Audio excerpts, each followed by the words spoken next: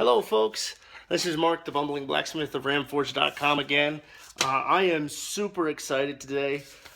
Today, after much delay, I finally got this 8-inch by 3/16 thick piece of steel. It is 2 feet long of 440C stainless steel ground flat stock. So I am super excited about this. Going to be making 2 cleavers and then having a fair section left to make something else. But can't wait to share the process with you. And here we go. Alright, so today, I don't know if you remember from my previous blog, but I decided on some high-level math. You can go look at the image because I don't know if this is coming in clearly. For my basic dimensions for these cleavers. And so I determined that, at least for my outlines of the cuts, that my handle length on the piece of steel, so I could get them in, so I could get 2 of them in the smallest amount of area, were going to be 7 inches long.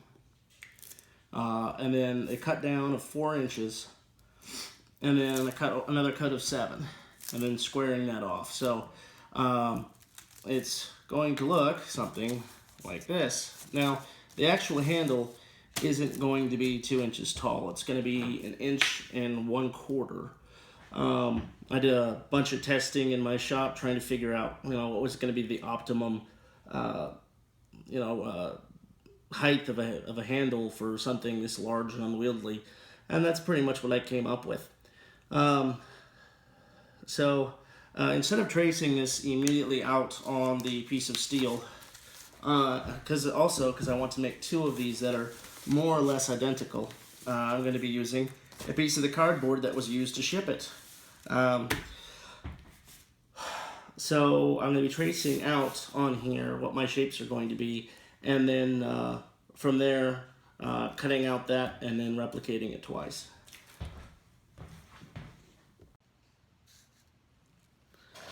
So I figured I should go ahead and get back on the camera for this bit. I've traced out a pattern, and I actually did 2 renditions. One where the blade had an extra, inch in depth, and I've decided to go ahead with the smaller version for 2 reasons. One, it fits my forge. The extra inch makes it so I'd have to have the steel in there cockeyed, which can make things a little bit more interesting. And by interesting, I mean not quite as fun. And I think it looks better. I think going 6 inches deep was just going too far. That's what we're going to go with. So the final dimensions are going to be 1.5 inches on the handle, 5 inches in length on the handle, and then 7 in width, and then 5 from top to bottom. So after tracing out my pattern and using a square and a wonderful Sharpie, woohoo! I'm going ahead and tracing this out with an X-Acto knife, and then you'll get to see what I do next. Anyhow, after fully cutting and tracing it out, this is going to be the size of the knife.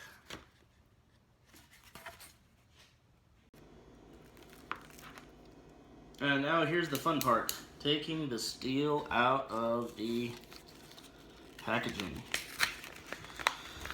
So when you buy your steel online, folks, they actually ship it pretty nicely. I was really quite surprised for being a much more durable piece of something that's in the mail, shipped by Big Brown. I was really quite pleased.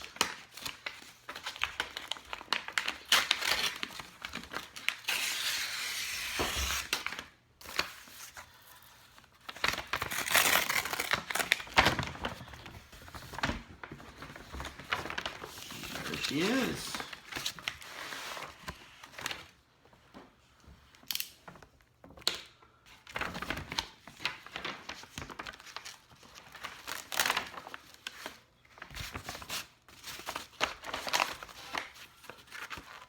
Holy steel.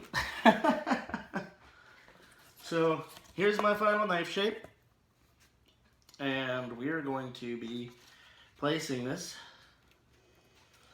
along the topmost edge, tracing it out, and then going to the angle grinder. And I wish I had a metal bandsaw that could cut through this higher quality steel, but alas, I don't think my wood bandsaw is up for the task. So, hand grinding with the angle grinder away.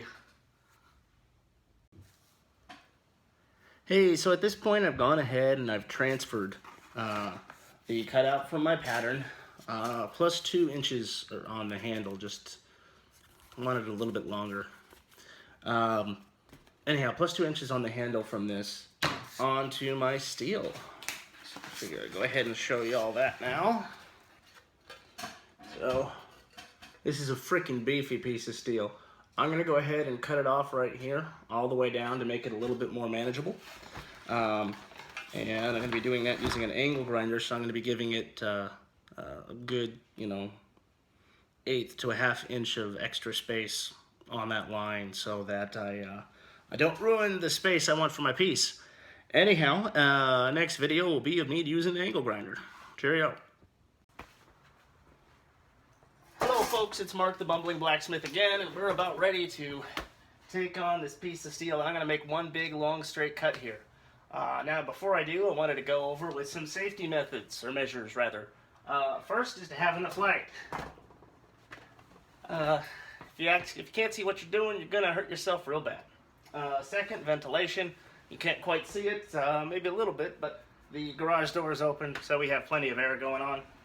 I'm going to be using a couple of pieces of safety equipment that I always do recommend for everybody. I've got first trusty gloves. You don't want to be losing a finger. Second, ear protection. I'm already half deaf. I'd like to keep what hearing I do have.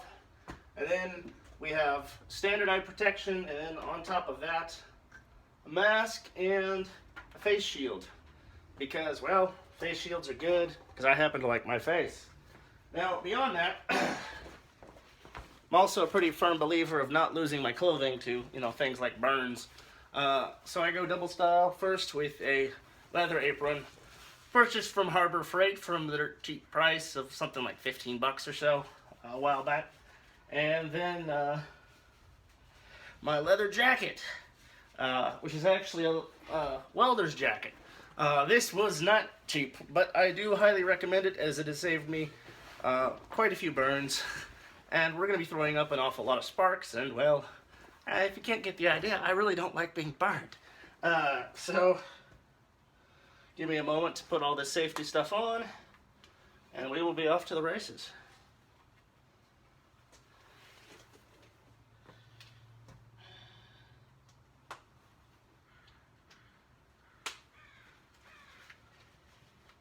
So, very important piece is this stupid thing. Don't forget and not put this on, otherwise you'll be hacking and coughing and yakking.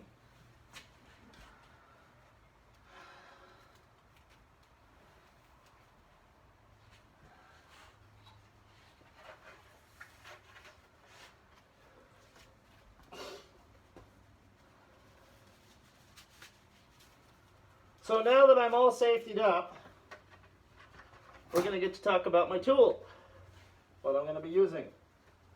So for this, because I don't have a metal bandsaw, I'm going to be using an angle grinder, poor man's bandsaw. Challenges with the angle grinder: doesn't tend to necessarily want to go straight. And make sure you always double check that your blade on an angle grinder is in good shape. So you don't want anything like cracks or deformations of the blade. A great example of what you don't want is right here. I don't know if you can see that, but the blade has started to fray apart. And that's not good. That's when you need to retire these suckers and put on a new one. So also always leave your equipment unplugged in a place where a child can't get to it.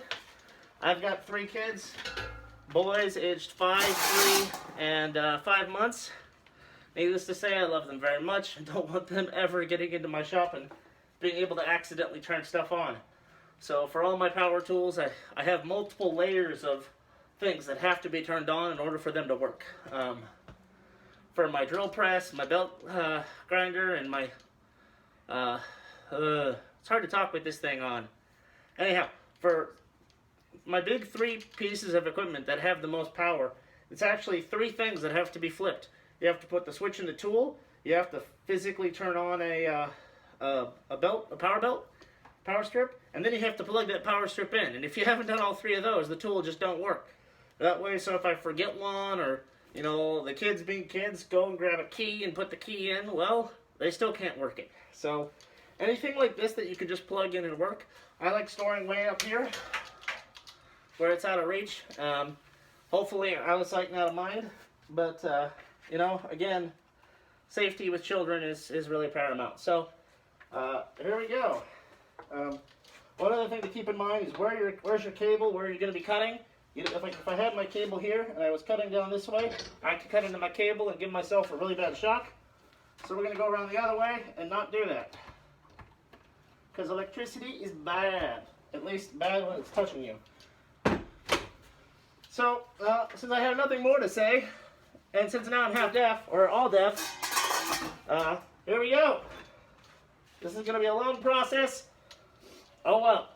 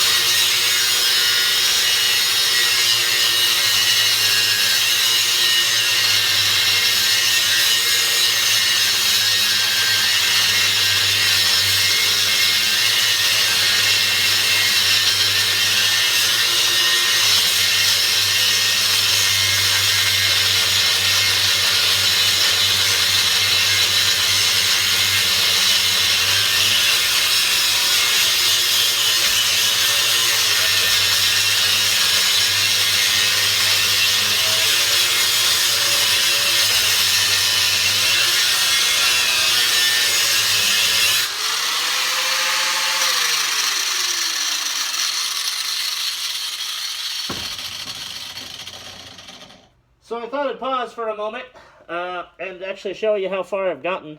I'm going to probably stop the video at this point because I don't want to make you watch all hour while I grind.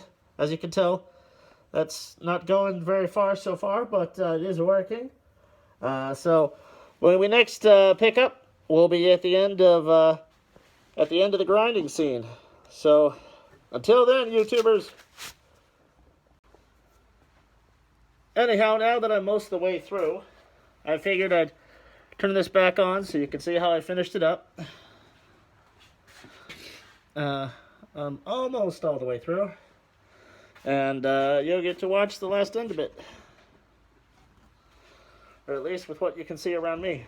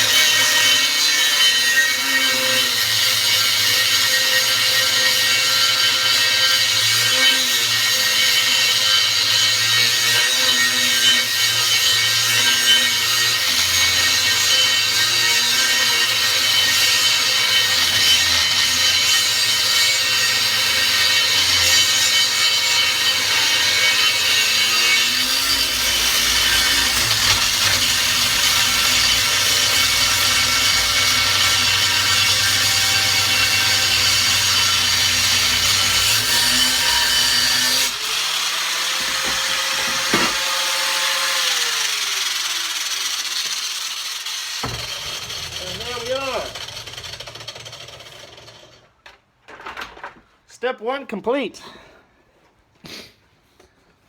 So I did a pretty good job. I only managed to scuff it once here. But now comes the harder parts. I don't know if you can quite see here. There we are. But I got to get these interior sides. So I'm of two minds about it, but I think what I'm going to end up doing is flipping it vertically, cutting here, and then cutting to here. And then trying to figure out something to do for that line. So that's what's going to be next. I'll pop back to you guys in a bit once I have a little bit more forward motion, shall we say. Till next time. Hey, this is Mark again from ramforce.com. So today it's a great safety moment where being safe really, paid off for me. Well, one of the things I was doing is I was working on this big project. I got partway through. I noticed I was starting to have a little bit more trouble cutting. And so I stopped, which I stopped a couple of times through the project just to take a look at my tool. And on the last time I stopped, don't know if you can see it, but let's see here. Can I get you to focus on that? There's too much light in the background. Let's see here if that is any better. No, not really. Oh well. Anyhow, so I found at least 2 micro fractures in the blade. So knowing when your tool is done and it's time to go buy a new one is, probably the best valuable blacksmith skill I think one can learn. So, I paid attention to my tool, listened to when it tells you it's done and that you need to swap it out or repair it or, quench it, and your tools will treat you right. If I, had ignored my tool and kept going, this could have been an injury or a break or at least a bad scare. So, a little proud of myself for being safe, which is, I think, a really good thing, the project got as far as it's getting today because I'm going to have to run to Harbor Freight or Home Depot and buy a few more of these discs. Obviously, I managed to get yay far through my second cut before deciding to call it quits. I didn't manage to successfully cut that, which for little dinky 4-inch angle grinder is pretty darn good. For one disc, if you will. So this chunk is going to become my 2 cleavers, and this chunk is probably going to become, I don't know, six knives at least. Just because I'll probably cut them down to, you know, inch and a half or inch and a quarter strips, and turn them into knives themselves. So hopefully at the end of the day, when it comes time to heat treat, I don't own a heat treating oven, so I'm going to end up mailing all these stuff out. So they do them in blocks of, I think, 12 or 15. So as long as I'm within that limit, I should be able to, you know, pay once and heat treat a whole bunch of knives. So that's all for tonight, folks. Thanks for riding along. I've had a lot of fun. Hopefully you did too. And I can't wait to follow up and tell you more about the project next time. Bye.